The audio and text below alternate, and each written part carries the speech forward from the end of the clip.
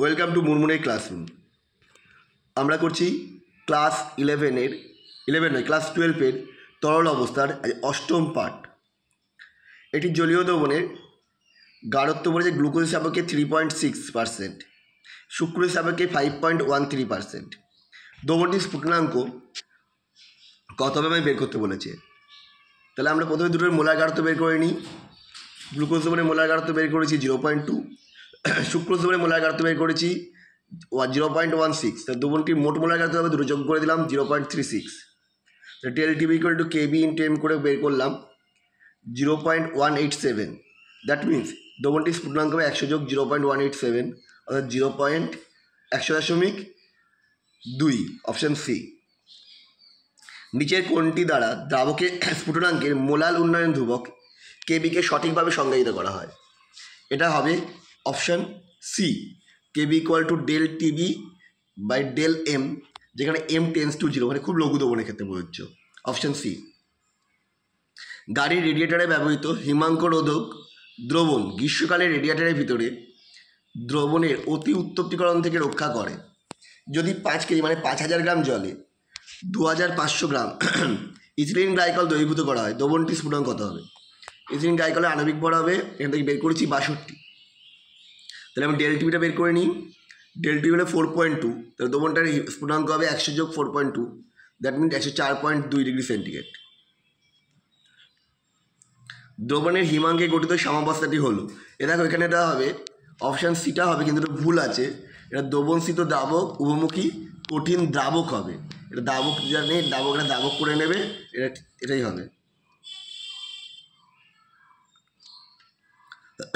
একটি অনুদ্বায়ী দ্রাবের জলীয় দ্রবণের স্ফুটনাঙ্ক 100.2, ওর হিমাঙ্ক কত? দেখো জলীয় দ্রবণের স্ফুটনাঙ্কটা বলে দিয়েছে 100.2, তার মানে কি স্ফুটনাঙ্ক উন্নয়ন কত? 0.2। তাহলে ওটা থেকে আমি ক্যালকুলেশন করলেই বের করে নিতে পারবো এম এর মানটা, কারণ del T F equal to del Tb equal to KB into M.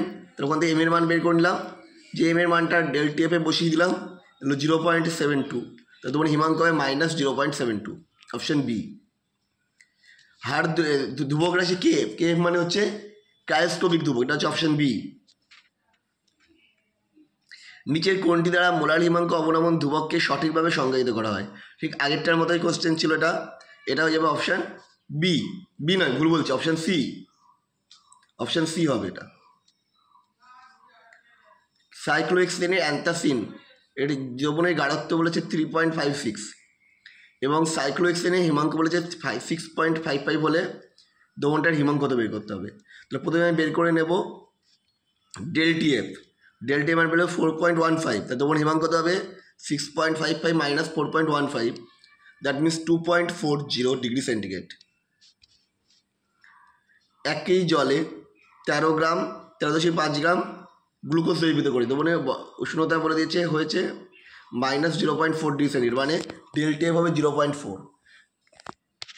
জানতে চাইছে কত গ্রাম বরফ দ্রবণ থেকে বেরিয়ে আসবে।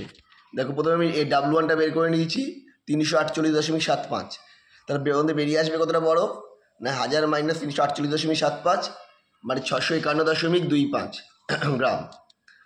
একটা অনুদ্বায়ী দ্রাবক এর 2% W/W জলীয় দ্রবণের হিমাঙ্ক অনুদ্বায়ী দ্রাবক বি এর 3% W/W জলীয় দ্রবণের হিমাঙ্কের সমান হলে এ ও বি এর আণবিক ভরের মধ্যে সম্পর্ক, দুটো মোলার গাঢ়ত্ব সমান, তার মানে 2/Ma ইকুয়াল টু 3/Mb, কোনাকুনি গুণ করে দিলাম 3Ma equal to 2Mb, that means option C.